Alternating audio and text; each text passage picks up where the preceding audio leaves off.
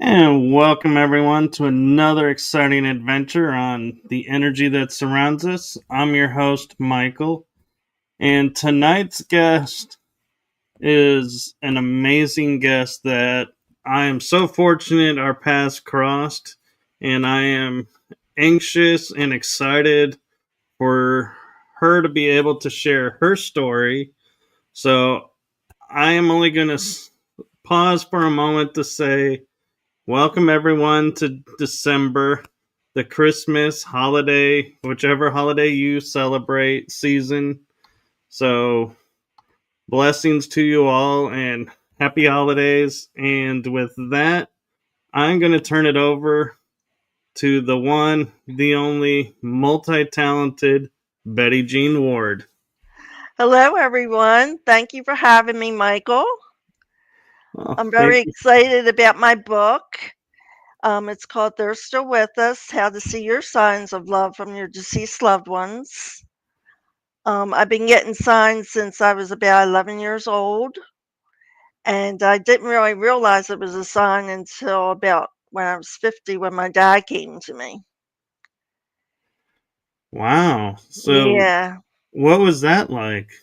That was a little freaky. In fact, I didn't want to tell anybody about it because I wasn't sure that it was a sign. But after comparing my memories, I thought, yeah, that was something because it was so weird how it happened. When I was 11 years old, my aunt was dying of cancer when my brother was getting engaged, and she wanted to go to his wedding.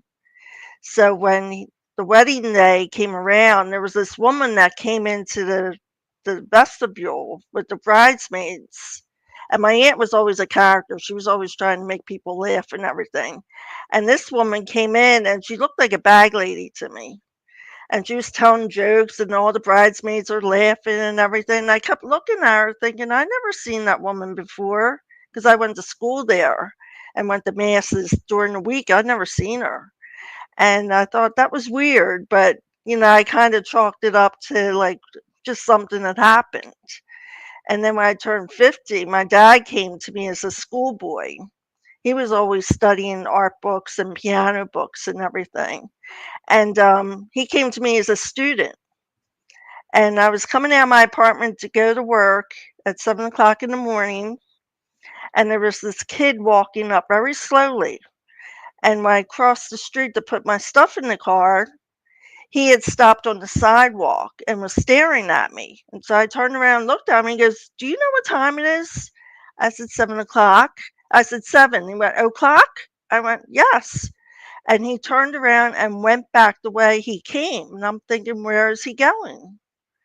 So the following week, he comes up again and he's walking a little closer this time. And I met him at the bottom of my steps. And he turns around and he goes, "Do you know what time it is?" I said, 7 o'clock. And he went, oh, wow. And he turns around, gives me a little wave and walks back. And I'm thinking, what is going on? 7 o'clock, what is going on? Well, here, me and my dad, when he was alive, we had hit the lottery on my birth time.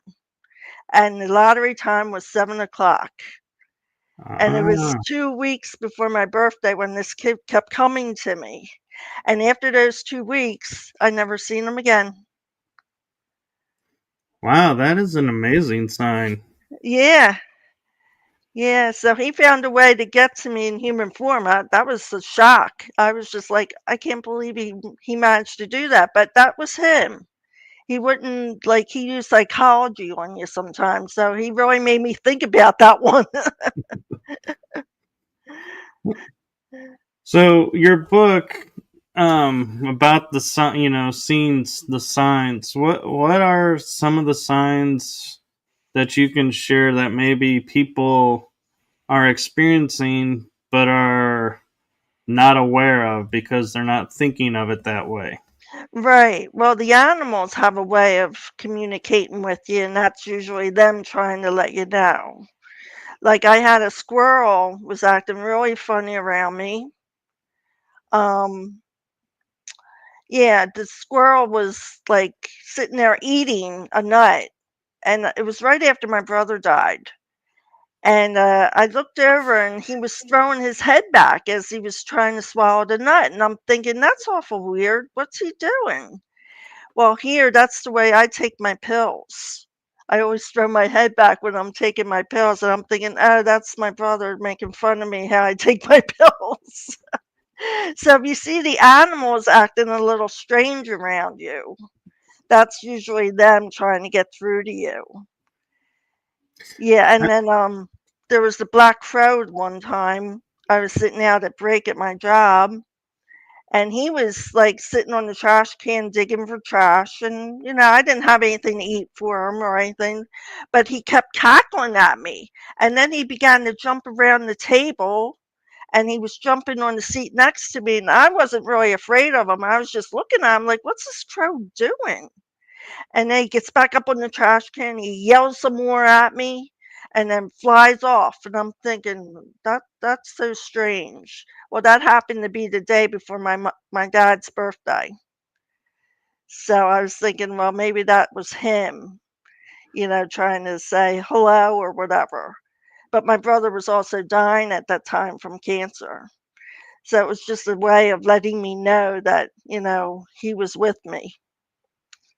Um, That's amazing, and I don't yeah, know if you know, but in animal totem and in a lot of indigenous tribes, crows are considered messengers. yes. Yes. In fact, I looked it up when I went back into the office and I said, "Oh God, what's happening?"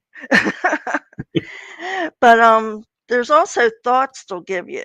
Like if you think of somebody and then you're like, see something, that's usually them trying to get through to you.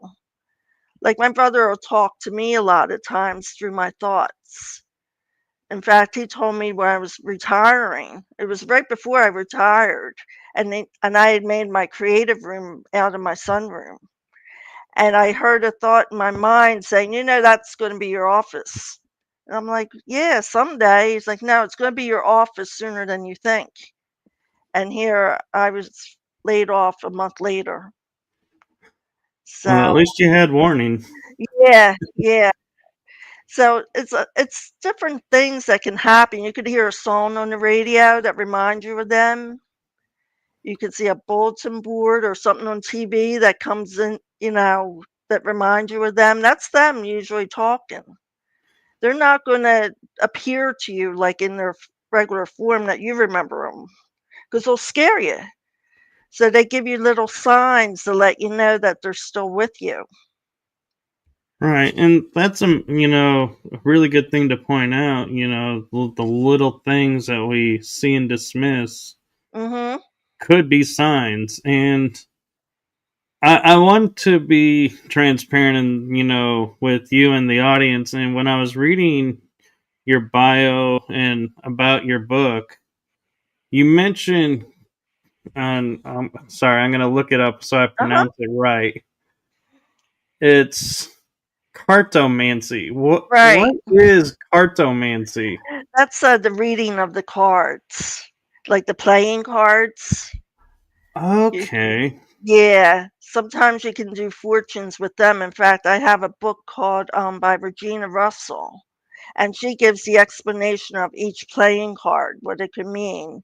And if you do a layout, you can read the cards and what it's saying to you. Now I also do oracle cards, which that goes off of your vibration, your energy.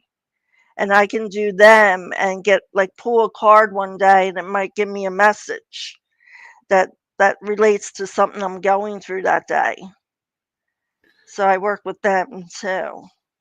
So I get asked a lot, and I have my own theory, but I'm curious your theory. What is the difference, if any, between oracle cards and tarot cards? Tarot cards are more they give you pictures and the picture tells you what the message really is. But I don't like to play with them because I heard there's spirits attached to them. So I usually just let the psychics deal with them. So when I go to a psychic, they'll do a tarot reading for me. But the oracle cards I can do myself because I think it goes off our vibration. It's more or less telling us where we're at in our vibration. Like if we're upset about something, we might get a card that relates to that. So we can say, Okay. oh, yeah. So, and an interesting question I have for you, and I'm not sure if you've ever been asked this, is with writing your book, what was the moment that you were like sitting down and going, okay, now is the time to write this book. I need to write this now. Yeah, when I got so many signs, I thought there is just too many signs that I'm getting that I have to record these. Somebody needs to read these. And my purpose of writing the book was to help people who are grieving that get stuck and think they're never going to see or hear from their loved one. And I wanted to make sure I got my signs out that they could look for their own signs.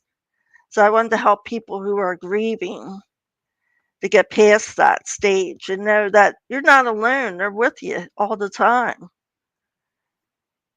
Yeah. So, when was the first time you experienced a sign and was like, oh, I have this gift? It was at my 50th birthday when I realized that my father had come to me. And Okay. then my sister also came to me in human form. I used to say to her, "Aren't we having fun?" when she'd get all stressed out and she went, "No, I'm not having any fun." Well, after she passed, about, I guess it was 6 months, and my brother was dying of cancer at that time, and I was going into his house. I'd just gotten out of the car and I was ready to head into his house. And this car was sitting there. I don't know where it came from. I didn't hear it come up. It was like an old 50s Chevy. And in the front seat was this man. He had like blonde, yellow, stringy hair. And he leans across the seat and he goes, "Are you having fun?" I went, "Yeah." And he went, "Oh, good." And then it pulled away. And I'm watching the car go up. And I'm like, "What is going on?" I said, why did he ask me that? And I never seen the car again. Never, like I live in a mobile home park. I never seen that car before, and I never seen it ever since. So yeah, they can come back in human form to you and let you know. And then she got through to me, my brother and my sister, my other sister. She gave me that sign with the car. My brother, he was on a feeding tube. So one day I walked into his bedroom and he goes, "What's this doing here?" And I'm looking and I'm like, "What?" And he goes, "This silverware. What's it doing sitting here?" And it was sitting at the edge of his bureau. And it was two knives crossed over a fork. And he goes, "I wouldn't even use that silverware if I was using silverware." I went, "I don't know." And I said, "Why don't we just leave it here in case it moves, Well, no. And he goes, if it moves, I'm getting out of here. But I told him, I said, that looks like the Eucharistic symbol for the Catholics. I said, you know how Pat was with the religion. Yeah. And then that was his sign. And then my sister called me one day and she said her kids were asking what she was trying to text the night before. And I said, she goes, I wasn't texting. And she went to her phone and here the word God was on the phone. And I said, oh my gosh. I said, Peggy, that was her word. I said, I asked them what our words would be in case we went to a psychic and we would know if we were talking to them. I said, her word was God. I said, mine was diamond and Frank's was hoagie. I said, that was her word. I said, that there's your sign. So she got through to all three of us. That's incredible. And Yeah. I'm wondering, as you were growing up, was there any signs of, seeing things differently, or an awareness, kind of like a something that happened that made what happened to you at 50 seem calm and not so scary? Not so much as I was growing up. I guess maybe I was unaware at the time. I was busy doing other things. It just seemed at 50, I started to notice things starting to happen. They were trying to get through to me. And it happened a lot after my brother and sister both passed. It was almost like they're saying, stay over there. You've got work to do. Don't try to follow us. Because I developed breast cancer after my brother passed. And it was almost like they were giving me signs to say, no, no, don't come over here. You've got work to do over there. Stay over there. And they were letting me know they were still with me. Yeah. Well, I hope you're doing better. I'm doing good. I'm cured. Well, congratulations. Yeah, thank you. I've been 6 years clean. That's amazing. Yes. That's a celebration in itself. Yes. Yes. Yes. And my father, he came to me in spirit in my bedroom one night. And this is when my brother was, passing. I was going through this by myself basically because my sister was in Pennsylvania. I was down here in Florida dealing with it. And my father wanted to let me know that he was with me. And when he was alive, when he come into my bedroom and I'd be listening to music with the earphones on, he would put his hand on my head. And I come awake startled, like, what's going on? Well, here I was sleeping in the bed and the door was shut and I was facing the other wall and I felt somebody touch me. And I rolled over and I was like, who's there? Who's there? And I seen this dark figure standing beside the bed. And he was kind of tall. And I looked at him and I'm thinking, who's that? What's going on here? And I really wasn't scared. I was just wondering, what's that? Well, then all of a sudden he started fidgeting with his pants and backed up against like the chest of drawers and slowly began to fade away. And he had like blonde swept up hair. He was bare chested with pants on. And I'm thinking, oh. And I thought, yeah, that was probably dad because he always used to come into my room and like touch me on the head. And this time he touched me on the back of my neck. And then I went over to my son's room when he was living with me and I said, I think somebody was in my room. And he was very calm about it. He did not jump up and run over into my room or anything. He was like, well, who do you think it was? So he didn't get excited about it at all. He just thought, yeah, okay, mom. I wonder, does he have the same awareness that you do of the signs I and have think that he gift? has a little psychic ability, like he can tell when things are not right. Like he can tell when things are a little weird, but he doesn't let it in. He doesn't pay attention to it. He doesn't like to pay attention to it too much. Yeah, But we're he, kind of, yeah, yeah. I was gonna say, society kind of shies us away from it, where we should be embracing it, I think. yes, yes. Mhm.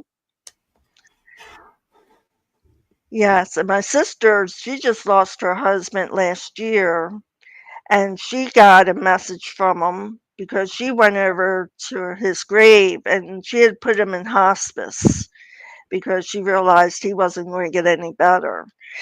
And she went over to his grave and she was crying, thinking, "Oh, I hope I did the right thing for you." And then a couple days later, her daughter brought in the mail and she goes, "Dad sent you a message." And she was like, "What?" And here a card had come from this company with a diamond necklace with a message: "I will love you always. I loved you then. I love you still. I will always love you, James." And that was what she called him. And I said, Wow. "There's your sign."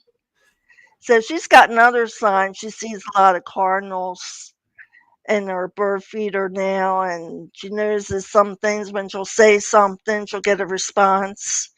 Like I think her granddaughter was playing on TV in a field hockey game, and his picture was sitting there, and she said, "Oh, come on, Pop Pop, help her get a score." And she said, not 5 minutes later, there it was. She had scored. So I said, "Yeah, see, he's with you." Yeah. I wonder if that counts as interference and too many players on the field. Yeah. But I also just got signs the last 2 nights I started getting signs. I just put up my Christmas pitch or Christmas decorations, and my sister's birthday was on Friday, and I had said happy birthday to her. Well, last year when I said happy birthday to her, I had a season's greeting sign on the wall in my dining room, and I was sitting in the living room, and my dining room and living room kind of blend together. And when I said happy birthday to her, I heard shh, and I thought, what was that? And here the season's greeting sign had fallen off the wall. And I thought, oh, you're cute, aren't you? But this year I didn't have them up yet. So when I put the sign up, I thought, well, I already said happy birthday to you, so you can't knock this one over. And I'm sitting there, I think it was Sunday night, watching a football game, and I have a diamond art picture of her dog with a halo around it. And it looks just like her dog. And all of a sudden, that picture fell off the wall. It's been up for months, and all of a sudden, just fell off the wall. I said, "Oh, I guess you're telling me you heard me." And then last night, I was sitting there watching a football game again, and I have a snowman picture that I painted. And my dad's he always loved Christmas. He loved Christmas. That was his season. And don't you know the snowman picture fell off the wall? I said, "Oh, now you're here." Everyone's coming to visit. Tis the season. Yeah. Uh-huh. So I'm kind of curious because a lot of times people will say all of these gifts are kind of passed down through family, Uh-huh. and a lot of times will favor the matriarchal side or the mother side, the Right. maternal. Right. I'm curious, with you, did either of your parents have this or grandparents have it or I don't know. Maybe my grandparents did. I think I was told they used to be a little psychic, like they could tell things. But I know my niece, she can feel things. Like the house I grew up with, she always said, "I didn't like that house. That house was something wrong with it." And like she can go in somewhere and feel like the different energy, and she'll be like, "No, no, I don't want to stay here." So she can feel it. wow. Yeah. So it seems like you each have your own individual Mhm. essence of it, but similar. So that's kind of Right. interesting. Yeah. Yeah. And they're talking about cartomancy. There's a card for each of our birthdays. And the six of clubs seems to be the psychic card, and that's my son and that's my niece's card. So they each have that kind of psychic ability, even though they don't tune into it really well. And I'm kind of curious with I know the tarot and playing cards Mhm. have similar history because they both were originally designed as games, Right. and then people figured out what really was going on. Right. Do you feel like the playing cards are maybe older and have different wisdom in it, or are they about the same age and it just determines how you read them?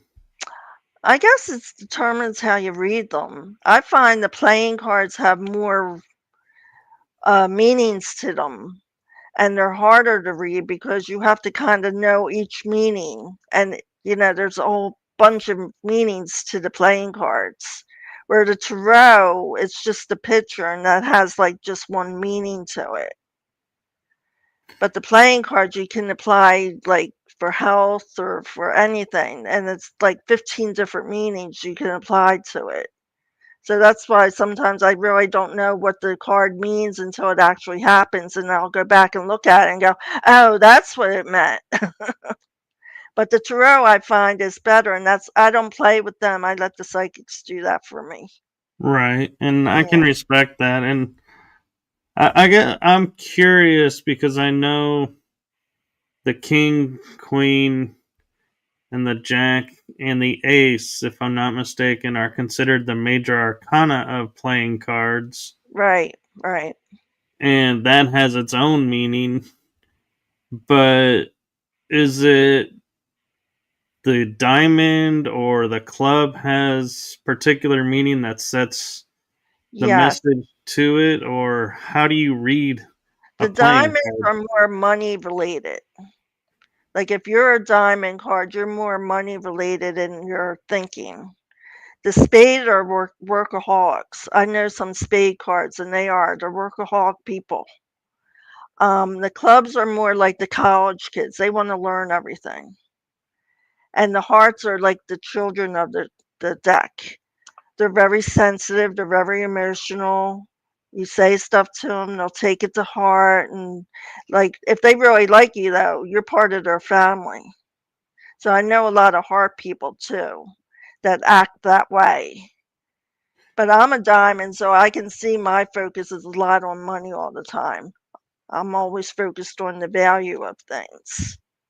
Right, and I'm a little curious because I know we were discussing like the tarot pictures have singular meanings, and I'm gonna step aside from that for a moment. And I know if I, it's been a while since I looked at a regular playing deck, but I believe there is the King of Hearts is the one that has the sword through the head that some call the Suicide King. Yeah, I don't know. The Is King of that? Hearts is the emotional family man. He's usually a family man, I know according. it's one of the Yeah, major arcana that's the red deck, the red side. yeah, yeah. But does that have a different meaning in cartomancy than the others? Because it's like the only one that's like it. Um, yeah. Most of the kings are the people. The kings, queens, and jacks are all people. So they're the like the King of Hearts can be the family man. The King of Diamonds is the financial man. The King of Clubs is they're like he's learning.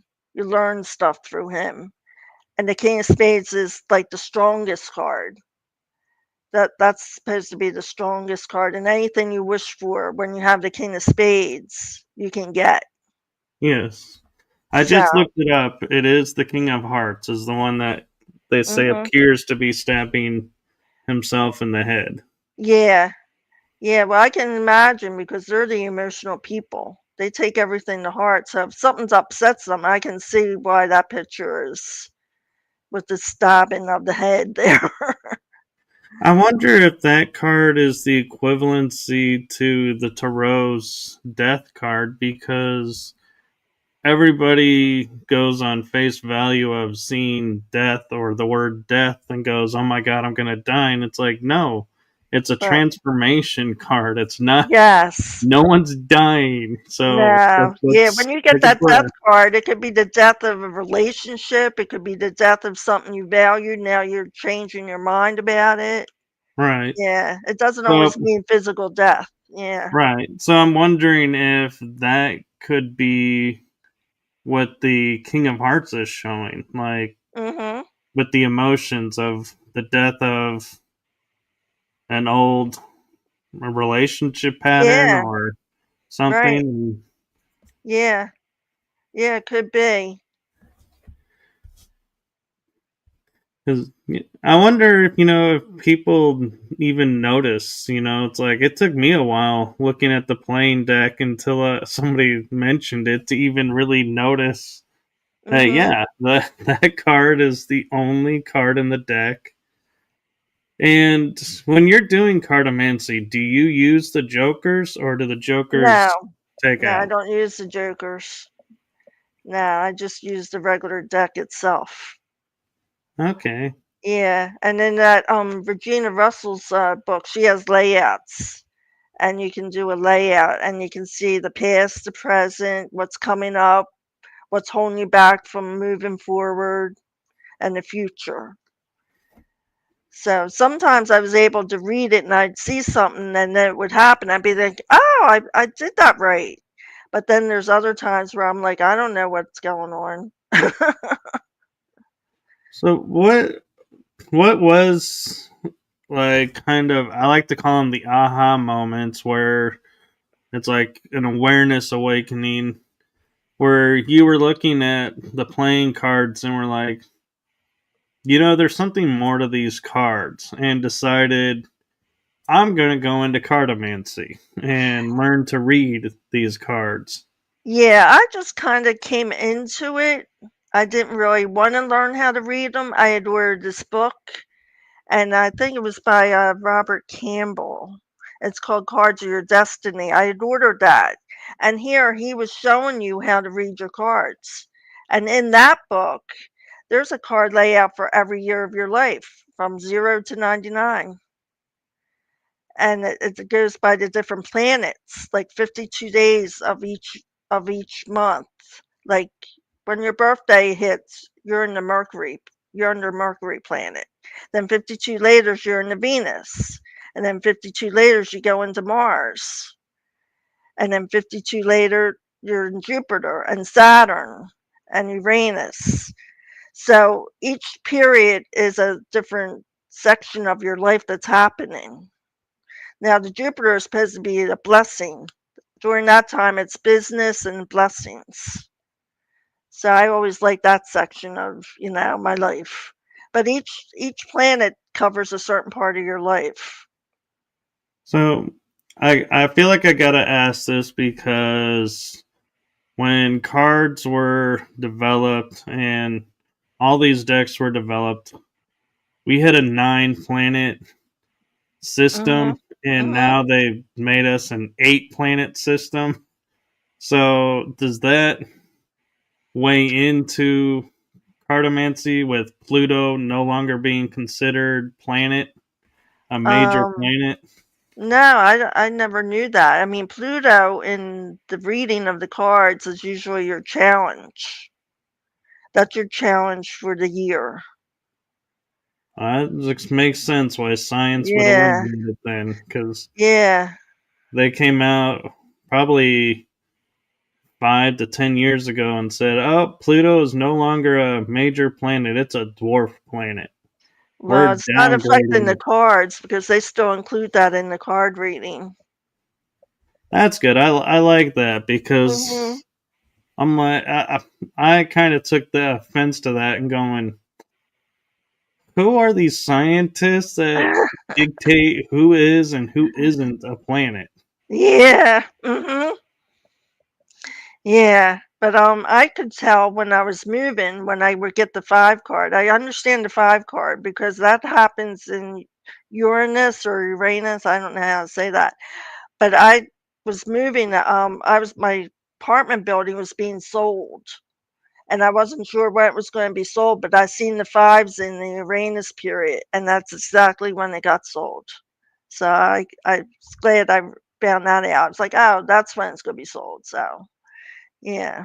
Yeah, that would have been helpful probably to a lot of people. Mhm.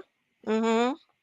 And then when my brother was dying, he was saying, "Well, what's my card saying? What's my card saying?" I said, "You have a lot of fives, and that means you're changing real estate or something." And I said, "I wonder where we're going because we live in the same mobile home park." He goes, I'm going up. That's where I'm going." And I was just laughing, but I'm thinking, "Oh God, he could be right." And sure enough, he died that year with all those fives in his layout. And I was like, "Oh, I was hoping I was going to be wrong." So I, I just had a curious thought because there's all these people who talk about like angel numbers where they Mhm. see like 555 Oh or yeah. 333, Mhm. 1111. Yes. And I wonder, because they're seeing like 555, is that a sign that they need to go look at what card 5 is for them? Yeah, I've been seeing that a lot. I've been getting a lot of those double digit numbers. I get 555 a lot, and I'll look it up and it says transformation, something's changing. Or 1111 I get a lot, and that usually means an angel is there. Like that's your angels talking to you. They're just letting you know that, hey, we're here. But all the different digits mean something. And most of the time when I look them up, it just means something's going to be changing. So it's like, well, yeah, my life is changing. But I've been Right. seeing a lot of stuff on the clocks. 7-Eleven, my birth date, 6-8, and it's just basically changes are happening. So that's the way they communicate sometimes to let you know that they're trying to get through to you. So they'll show you the same number over and over again. Right. And it's interesting that there's 13 cards to a suit if Mhm. you go ace to king. And I was thinking, if you're interpreting the sign and you see 1111, would you be saying, okay, I need to go check out the jack? Or would it be the one? Because the jack is 11, Mhm. but a one is the ace. So which card really would the message Yeah. be a sign of? Because there's four ones, but there's also two 11s. I never thought of it that way. I never associated the times with the cards. Oh, But that's a good time point. or seeing it like on a billboard. You're just randomly driving, and all of a sudden a billboard's like, "Hey, 1111, something," and it's like, "Okay, I see 1111." Right. Yeah, you should Mm. take note of that because that means either you should make a wish or just know that your angels are with you at that time. If you're on the Yeah. road, I would hope it's the angels are with you. Yeah, yes. Yes. Uh-huh. Yeah, but they communicate through the numbers. That's the way they'll talk to you. They'll show you numbers in repetition sometimes just to get through to you. Yeah. And I keep seeing 555 or I keep seeing 444. What's going on here? I wonder, have you ever done cartomancy and you're looking at the five of diamonds and you're like, Uh-huh. well, this isn't resonating with me.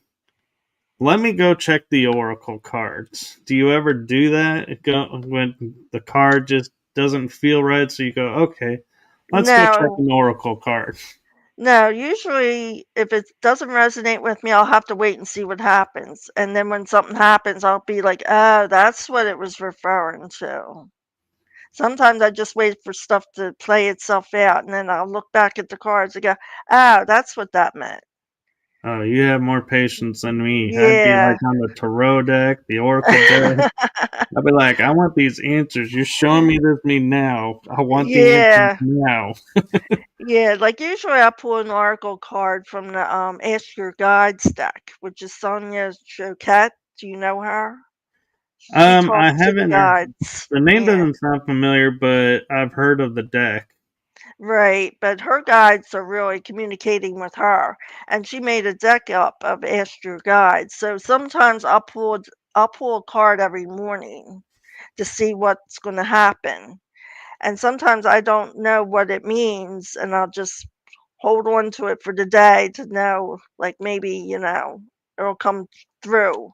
And sometimes it doesn't come through that day; it might come through sometime that week, and then I'll think about that card. Like, oh, that's what it was. So sometimes they're predicting something that's close in the future to you. Yeah, and I appreciate the fact that you're seeing the signs and putting it together quick because Mhm. I like to laugh and say I was getting signs, but I was not paying attention until they took the cosmic 2x12 across my head. Yeah. And then I would pay attention and be like, okay, I got it. I'm paying attention now.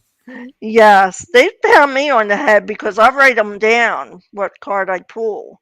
And sometimes I'll pull the same card 3 days in a row. And I'm thinking, what are you trying to say? What are you trying to say? Like I pulled a balance card 3 days in a row. I'm like, oh God, I'm really out of balance. Or what are you trying to tell me? So, do you do cartomancy on yourself? Sometimes I do. I haven't been playing with that so much as mostly the oracle cards now. But I used to do a layout every 2 months. Now, with this beginning of the year coming, I'll do an astrology wheel for myself. And that's putting 12 cards in a circle. And then you read them like how the cards are. And I know the main card for this year, when I pulled it last January, was doctors. And I have been going to a lot of doctors this year. So I was like, Well, here's hoping no yeah, more doctors next year. yeah, yeah.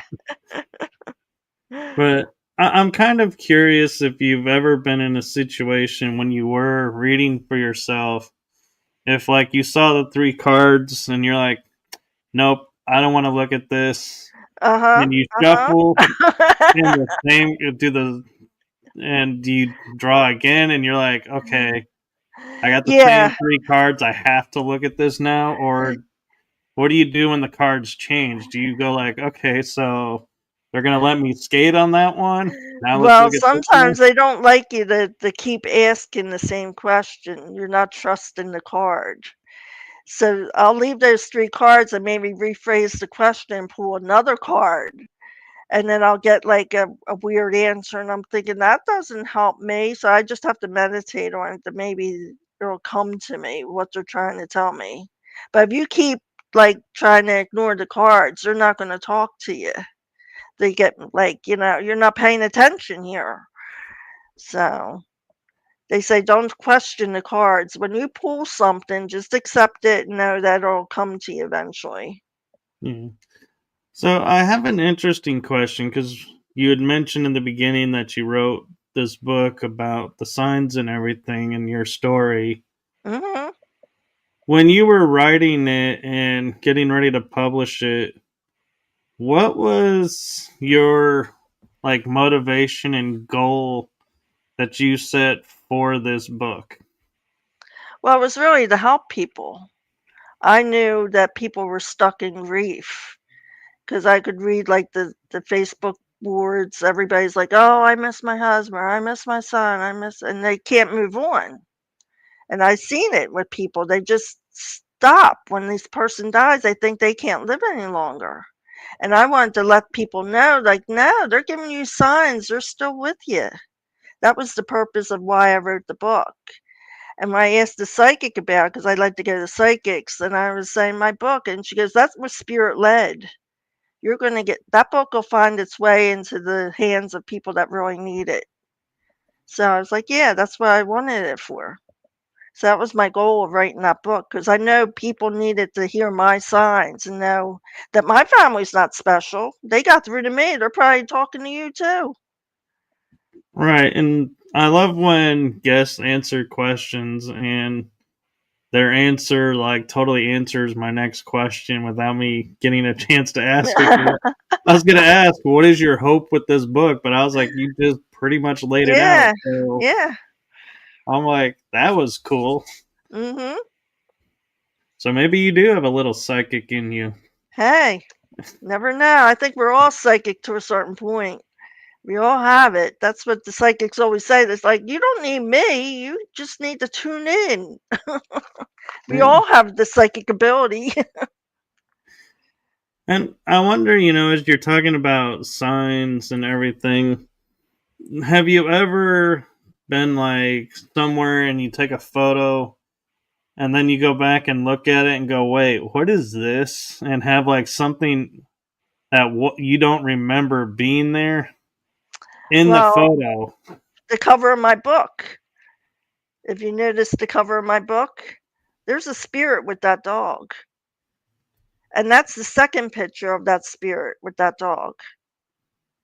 I was looking for another picture that I had. She was sitting in front of the coffee table, and she was actually looking up at the spirit, and it looked like a kid with a big head reaching out to her.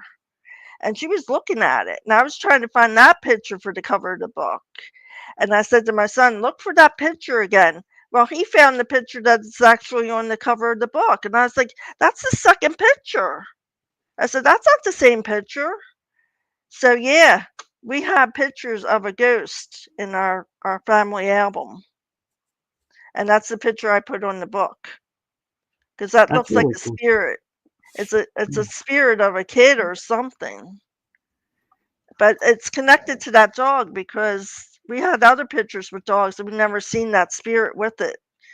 So I don't know if she brought that spirit with her when she came to live with us, or it was already in the house and just connected with that dog. That raises a good question because people rescue dogs or cats, Mhm. and I don't think anybody ever thinks about what is attached to this dog or cat that I'm bringing Mhm. into the house. We just view it as, oh, we're helping this poor little Right. Right. feline or critter, and it's like, yeah, so that's a really good perspective to think about is, when activity starts picking up, going, Yeah. it's not what I brought in, it's what the four-legged brought in or Right. what the Yeah. pet brought in. Yeah, and when we took that picture, it was back in the 70s or the 80s, and you had to go and get your film developed. So we didn't know at the time till we got the film back, and then we were like, "What is this?" And we thought maybe it was smoke or something, but then as we looked at it, we said, "No, this looks like a ghost." Yeah, and I mean, and people could say, in those days, double exposure, it Uh-huh. could be an image from another picture bleeding over. But the fact that you say it's dark, I Uh-huh. would say is not a double exposure because I doubt you were sitting there taking pictures of No. people shadowed on the Yeah. ground. Yeah. So that is a uniqueness to itself too that lends credibility to the image Right. because yeah, I mean it would just be weird if you're going around and photographing the shadows on the ground and then get that photo and being like, "Ooh, we got a spirit." It's like, well, actually, you were photographing Yeah. shadows. I think one of them maybe came over and lined up just right, and even that seems to be miraculous. So Yeah, I'm but the glad dog's you. actually looking at this ghost, so that proves that there was something there because she's looking right Yeah, at it. Yeah. yeah, and it's amazing that you saw it because so many people, I bet, have looked through all their photos and just were Mhm. like, nope, this didn't take or that didn't take. And Yeah. how many spirits were trying to say hello Yeah. and Yeah. got tossed out? Uh-huh. Uh-huh. That's very true. And, like, I sage my house, like, once in a while when I have a lot of people in and out, like repairmen or even me just coming back and forth because 'cause I'm picking up energies. And sometimes I'll feel, like, really down and out, and I don't know why I'm down and out and feeling all depressed and all. I think, "Oh, I need to sage this house," and as soon as I do, I feel so much better. And you have to sage all the doorways and yourself and go through each room, and they say leave a door open so the negative energy can get out. So, yeah, sometimes when you're feeling down and out, you should sage your house because you brought in some energies or some energies stuck in there. Yeah. So I actually have a kind of deep question Mhm. that I've never asked a guest, but for some reason it's popping in my head with you. Mhm. And so I'm going to ask it. You are totally a choice to answer it or say, no, I don't want to answer that. It's not a bad question. I'll Okay. preface that. So the question that's coming in my head is, you today, what would you turn around and say to your younger self to kind of give wisdom to what's coming? Okay. Um, I would say to my younger self, pay attention more because I think I was flying by the seat of my pants most of my younger years. And I just didn't pay attention to a lot of things. I'd say to myself, pay attention more. Yeah. Well, Take that's time to think understandable. things through. Yeah. I mean, Because it a was lot of the times I just 70s and made 80s. instant decisions. I mean, it was the 70s and 80s. It wasn't exactly the Yeah, slow times. right, right.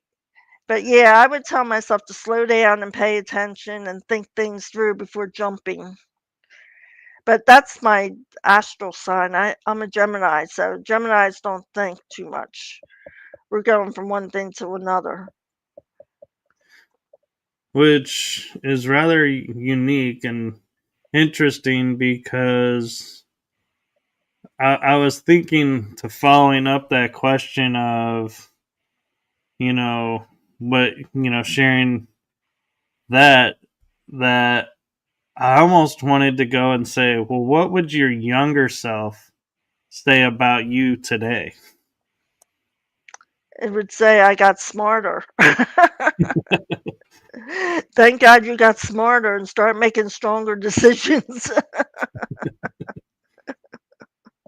Well, and I kind of wonder from, hearing both sides of it, if your younger self would say, thank you for paying attention now. Uh-huh. Yes. Yes. Because in the beginning, when I was younger, I was making some bad decisions. I was like, what am I doing? So I'm glad I think things through more now. And an interesting question that a lot of people ask, and this, I'm not prefacing this with age or ageism or anything, but if you could go back in time, would you go back in time and change anything, or would you leave the course of history as is? Hmm. Yeah, I thought about that sometimes because, like, I think I shouldn't have gotten married to the man I did. But then I think again, I wouldn't have the son I have. But I often talk to him about this. He goes, "Well, maybe I'd be in a different body. You would still have me sometime, but I'd just be in a different body." And I thought, yeah. But I think I learned a lot through marrying the man I did because it taught me a lot about relationships and addiction. And so, yeah, I learned a lot through it. So maybe I wouldn't change anything because I wouldn't be the strong woman I am today if I hadn't gone through those experiences. See, I love how you said that because I think so many people jump at the opportunity to go, yeah, I'd correct this mistake, I'd correct this mistake, and my Right. life would be so much better. But when we think about it, it's like, would it be though? Or could it Right. be even worse? Mhm. because what you went through forged you. So if Right. you remove that, you change who you are now. And Right. so I like how you put that. It, forged you, as you said. Mhm. And so I Mhm. appreciate that because I don't Yes. think a lot of people think about that. Right. Yeah, they say you can put all your mistakes in a pile and you can pick out whatever you want and you'd still take back your same problems. Yeah. So do you have any plans on writing any other books Well, I or am working on a short story book with the afterlife. It's the fiction. There's a lot of fiction stories. I'm working on that, trying to see if I can get that together. I don't know if an agent will pick that up, or I might have to self-publish that one too. But I like the afterlife stories, and I always have a lot of fiction stories for the afterlife. So I'm working on a couple stories for the afterlife. yeah, I would recommend self-publishing first and getting your material out and then Right. Well, I'm hoping secondary this stuff. book will lead the way, and Yeah. then maybe a publisher can help me publish the next one. Yeah, because I think it's important to get your word and your story and your verbiage out before handing it to somebody. And that Mhm. was my worries when I published my books was if I give it to a company and they're going to be like, we don't want this, we don't want Right. this won't sell, and I'm like, you have now shredded my story, Right. Right. and this is not me. It's no longer me. So Right. Right. Yeah, you run the risk of doing that. And that's when I wrote this story. I knew that I was going to have to self-publish it, and I wanted it to get out there. And I said, I can't wait around for an agent to pick this up. I'm going to have to do it. So I did. yeah. Well, Yeah. congratulations on your book. Thank you. Yes, I'm glad I finally got it out there because I know it needed to get out there and help people. And you got it out in time for Thanksgiving Mhm. and Christmas. Yeah, it came out around Easter. In fact, the person I was dealing with, my writing coach, she was like, "Well, this is sort of about resurrection. They're coming back." So I put it out around April 18th. That was smart. Yeah, yeah. So now it's around the holidays. I'm thinking of doing a YouTube video to let people know that this book is out there for them. So, one question I think I have for you dealing with afterlife, since you brought it up, Mhm. is do you think reading the cards and seeing these signs, 50 on, you have a different view of the afterlife than you did growing up? Or Yeah. did it kind of just sharpen it and you're like, nope, I've always known, and this just validated everything I thought? No, I've changed my views of the afterlife since I've gotten my signs. I know now not to be afraid of death, that I'm just going to transform. Energy doesn't die. So I'll leave this body and I'll be in energy and maybe I'll come back in another body, but energy doesn't die and we're all energy. So we're not going to die. It's just the body dies, not us, not Right. our consciousness. So, do you have a feeling from your experiences what you think it's going to be like as you change to the next energy phase? Well, I think we're all like pieces of the same puzzle. Like we're each a piece. And you put us all together, we're going to form the picture. So I think we're each a piece of the same energy, like the God force. We're all pieces of that God force. And we're all doing our own little thing and learning our own little experiences. And then you put us all together and we form the picture. So that's the way I feel like we are. We're pieces of a puzzle. That's a We're all beautiful way coming to look from, at it. yeah, we're all coming from the same source. Yeah, so you don't. Well, I'm not even gonna ask beyond that because you said it so well. I'm like, anything I ask is just gonna repeat the same answer. So I'm not even gonna try. Mhm. But I do have an interesting question for you that if you need time to think about, you can. Mhm. And that is, what advice do you have for people in seeing the signs, interpreting them, and dealing with them? Well, they're each going to be personal. And I'd say don't really tell people about your sign till you're sure that you can, accept it for what it is, because they'll talk you right out of it. They'll tell you you're crazy, it's your imagination, and you'll start to miss your sign because you'll believe them. But when you know it's resonating with you, nobody's going to be able to talk you out of it. So make sure you get a hold of it before you go sharing it with anybody. That's really cool. And I have to admit, there's been a couple of times that I look like I might have been chuckling on the show as you were talking because Hmm. you kept saying the phrase, "Here's your sign," and I kept thinking of the Blue Comedy Tour Yeah, comedian that the uses Wangle. that. And I'm like, I wonder if he's been, kind of dropping some insights to people, trying to wake them up to sign. Right, right. But yeah, I find the signs resonate with you, and you're the only one that can believe it. And you try to tell people, and they're like, nah, that wasn't that. But it really meant something.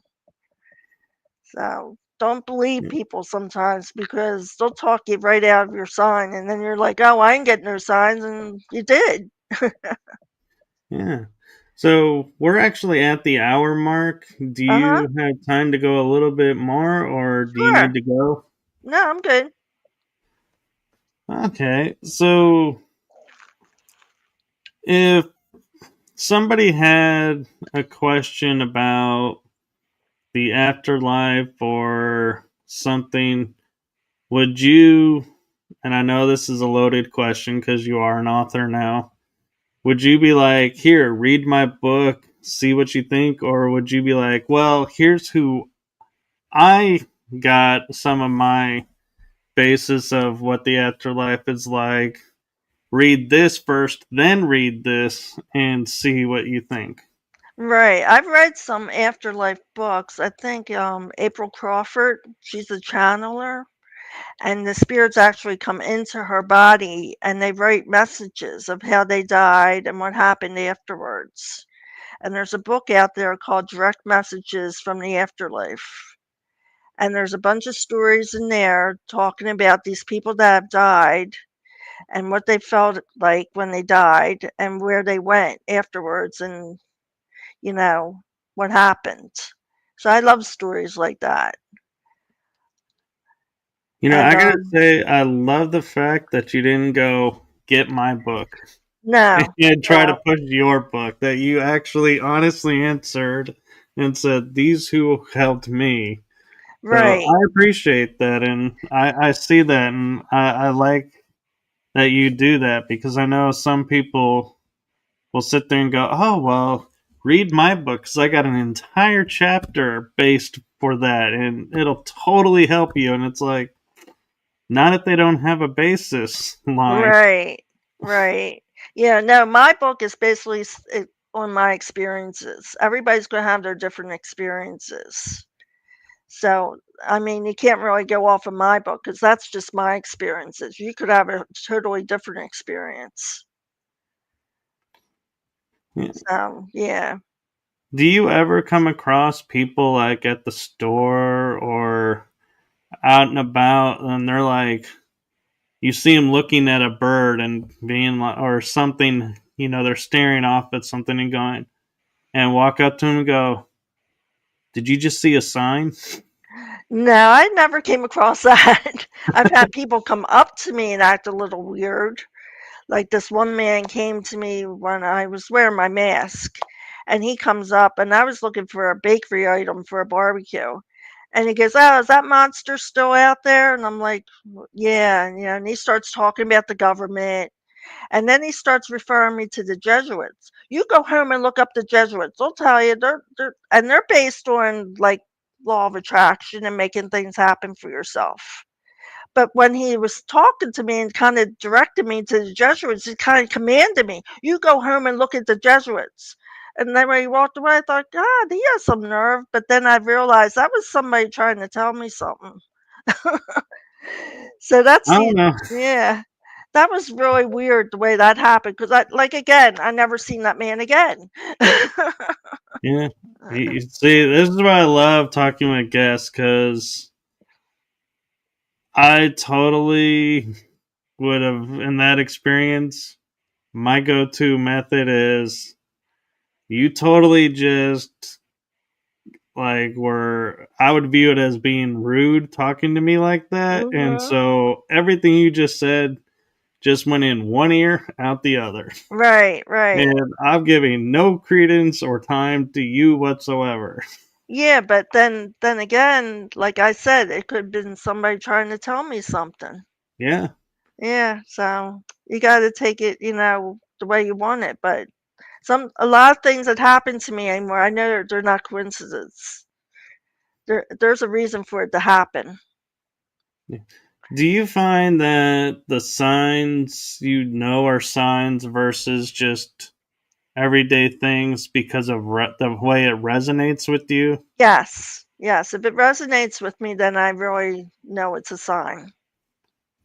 Yeah. Some things can happen. I'll be like, "Ah, that's just something." Like with the story about Brandy in the book, the dog walking into the restaurant that looked exactly like her. I definitely knew that was her telling me I made it through. Now I could see a Papillon out in the street and wouldn't have thought twice about it. I was, "Oh, there's another Papillon."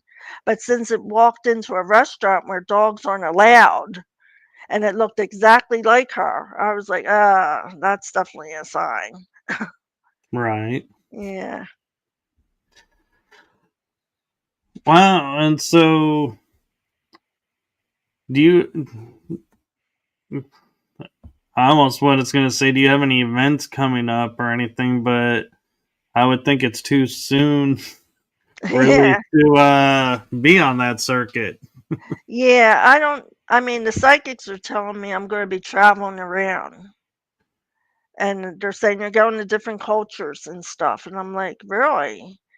And I asked the one psychic, she goes, "I think you're going with a bunch of other speakers about this stuff." I said, "Oh."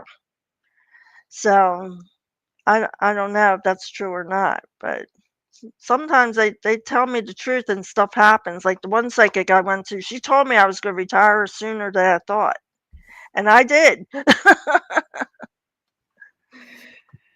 So it'll be interesting to see if what this one psychic tell me I'm gonna be traveling to different cultures is gonna happen.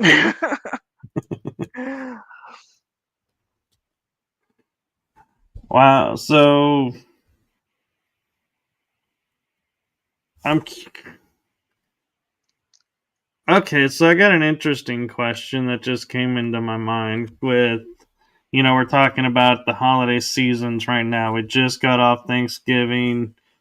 For those who celebrate it, everybody celebrates either Christmas, Kwanzaa, Hanukkah, something in December. Mhm. So, do you think because of like certain holidays bring more signs than other times? Yes. Yeah. I think that the people are suffering more and calling on the loved ones, and they wanna help them, so they will try to get through to them. Because like I said, they're with us all the time. They don't wanna see you suffering. So I think they will try to get through to you. Like mine are knocking over pictures in my house. I'm like, "All right, I know you're here." At least they're not breaking anything. Yeah, that's why I say, "All right, don't knock any more pictures down. You're gonna break something."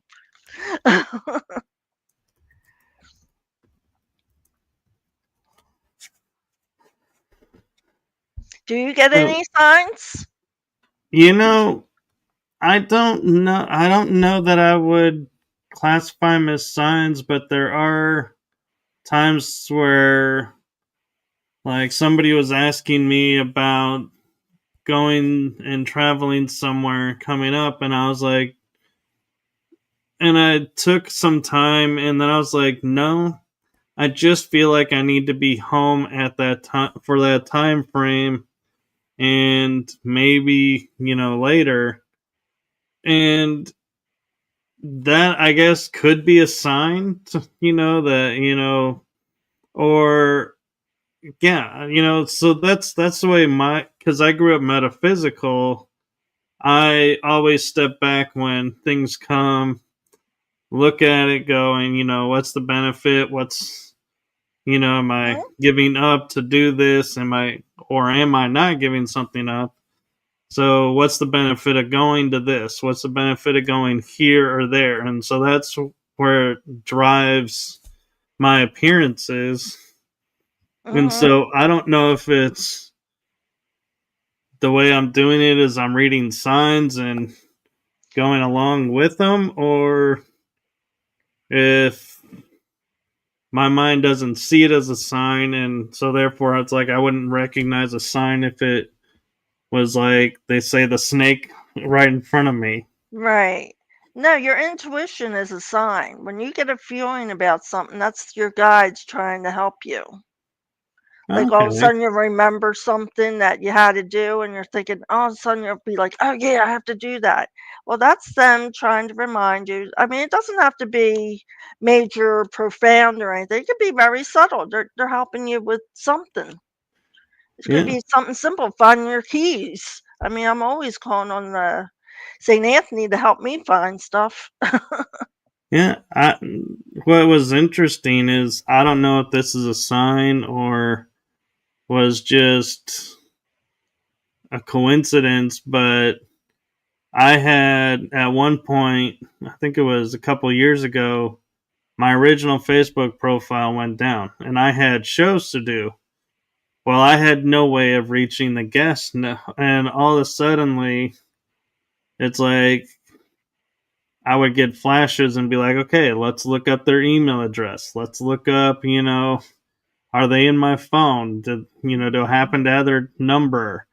And everyone that I reached out to were like, oh, I thought we were done and you canceled because you disappeared. And I was like, nope, nope, we're still on. And so they were like, okay. And then I was Mhm. back on Facebook and rebuilt the list and everything. But certain guests that I was like, was struggling to connect with, I was all of a sudden connecting with. And my dad had recently passed around the same time. And so I was like looking up and going, thank you, Dad, because he said he was going to help me. There you go. And now that I look at it, I'm like, that could be a sign that, they Yes. are there helping. Is I was able to keep everything going and it was like nothing happened. Yes. See? That's sign. That's they're always with us.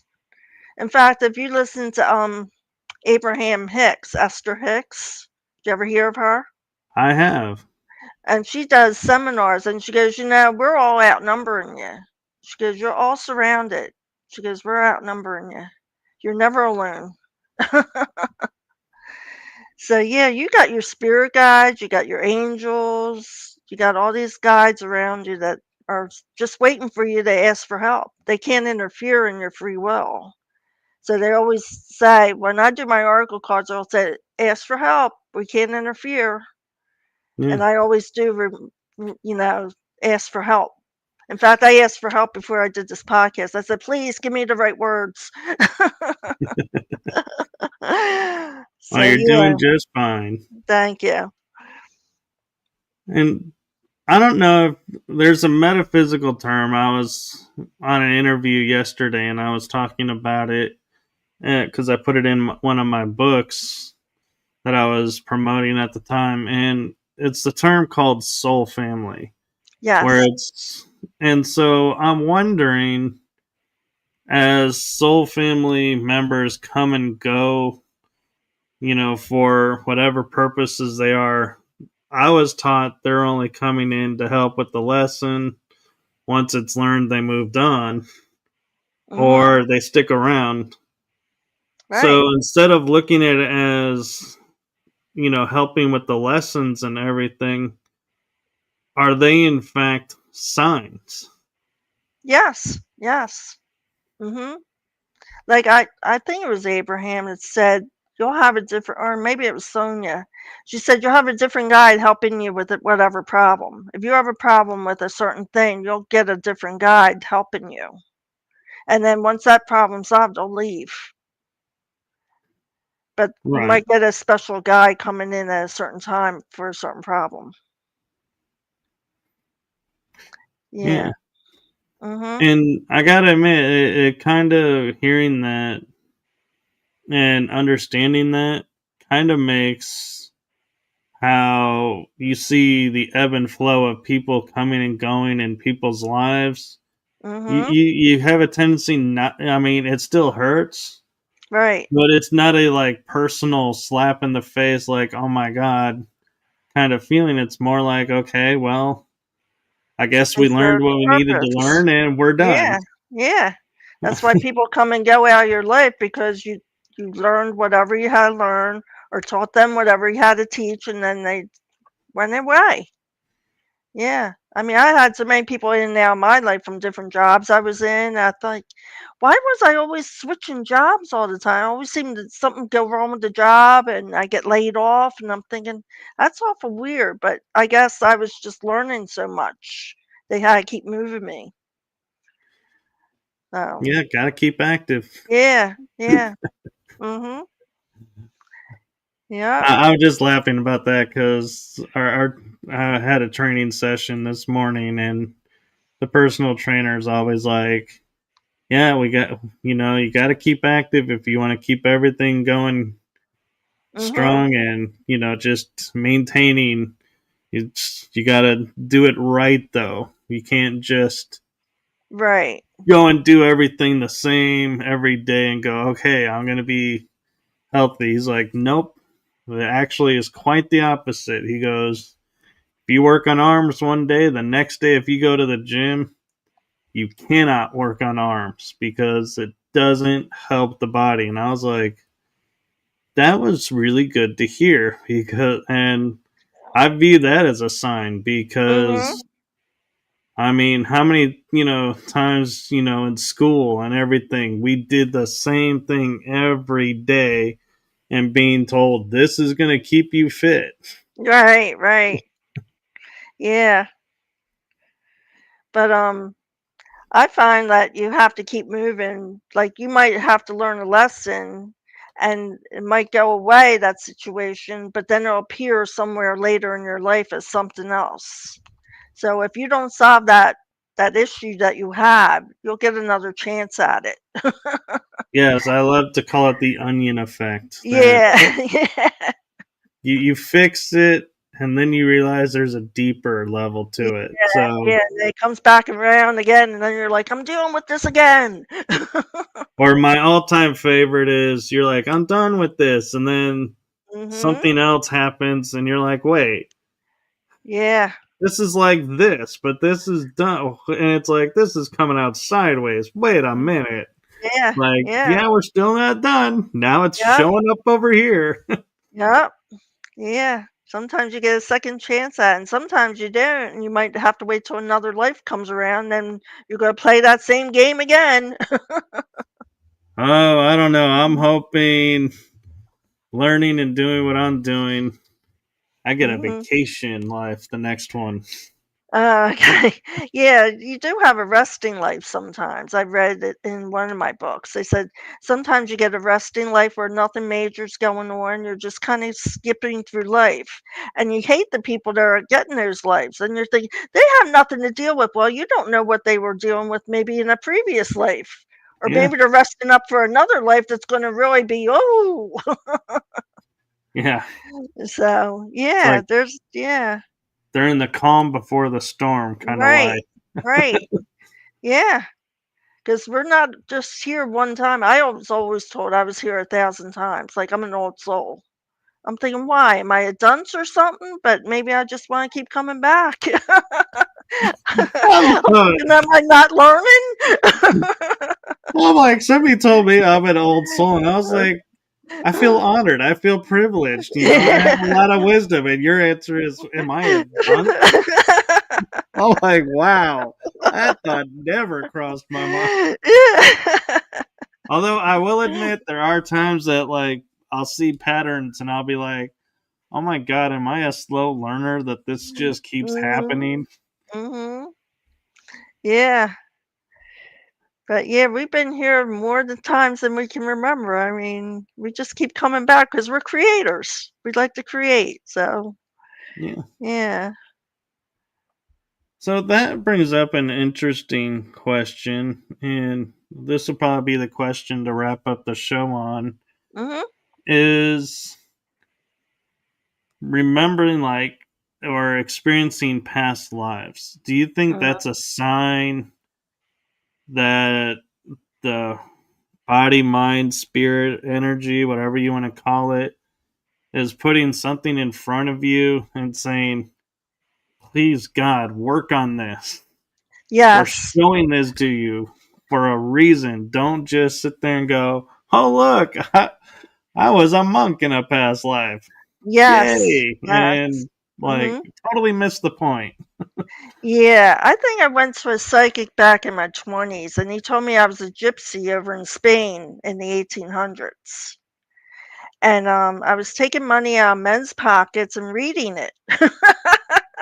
He goes, "You hurt a lot of men in that lifetime," and I was like, "Oh God!" And I was married to the man I was married to, and he goes, "But this man helped you solve all that. He got it done for you. Your karma's paid." But I find I run into a lot of Spanish people now, and I'm thinking, "Are you a past life connection for me?" Yeah. Do you want me to read your money? But I do. I run into a lot of Spanish people. I'm thinking, why am I running into this Spanish people? So yeah. Yeah. Mhm. No, but thank you. And thank you for sharing your story and your Mhm. book and everything. And I will say thank you for trusting me to come on to my show. And I do believe, if I remember even correctly, the chain of events was you actually approached me about Yes. coming on. And so thank you for trusting in me and my shows to come on. Oh, thank you. I seen Dana Nochin on there because I had a podcast with her, and I seen her interviewing with her. I said he's dealing with the same stuff this book is about. I better tell him I can be on his show. So yeah. Yeah. Yeah, so Dana really kinda when I went to look and I'd seen her on your show, she kinda made me contact you. Well, that's nice. I'll Yeah, let her know that because yeah. I was on her show last night, Oh, okay. and I'll be back on December 22nd. Oh, wow, okay. Right So, before Christmas. right. Yeah, uh-huh. And I don't know when it'll go live, but so the difference is the Dana Nojigan, she likes to record hers and then put them out. Yes. So Mhm. mine are, when I say we're doing it, it's live, it's out, it's done. Yes. Mhm. And so don't go looking for my interview with her Right. Yeah, I last know. night because it's not out yet. So I Right. will let you all know when it's out. It'll be posted on my page. And Okay, great. so thank you. And I'm sure she will appreciate hearing that you came on my show because of Mhm. her. And so Mhm. that'll make her day. Yes, yes. Yeah, me and Dana when I first recorded with her, it didn't take, so we had to do another interview. Oh, I've had those. Yeah, yeah, I had several years of those where uh-huh. I would go and talk to somebody and leave with a cassette, and they're like, "Here's your recording," and then it'd be completely blank, and you're like, Ugh. "What happened?" I go, and I was like, I felt like this was the cop out of the year kind of response that I got to it Mhm. was, "Well, when you're ready, they'll come and you'll be able to hear them." And I Right. was like, so I waited like probably 15, 20 years, and I'm like, they're still not playable. So I was like, you know what? Whatever was on there, I probably already dealt with anyway. So I don't need these anymore. Let them Right. go. You're right. Yeah. Well, I want to thank you for having me. I appreciate that, and I hope we get through to a lot of people. Yes. And Yeah. maybe perhaps when your next book comes out, we can have you back on and talk about it. Yes. Yes. Yes. Because I am working on the chapters, and I'm hoping by next year because I retired late in the year, and I'm kind of just getting my schedule together. Yeah, that's the No, tricky by part. next year I'll divide. I'll start focusing more. Yep. And so I'm curious, since you have this one done and you're working on the next one, Mhm. are you then going to take a break, or are you going to keep writing and keep putting out more I'm books? hoping to keep writing, but this TV has gotten me hooked now since I can watch TV all day. And I You keep got to telling be myself, "You've careful got a about television. break." I will say there is something funny about television, and Uh-huh. I never thought about this, and someone pointed out when you break it down, it's television. So Yes, it's yes, programming you, and they literally call the shows now programs. So yes, yes, do be advised. If you're watching a lot of TV, you are getting mind control program. programming. And I keep telling myself, I'm watching other people's creativity. I'm like, "You can create something better than what you're watching."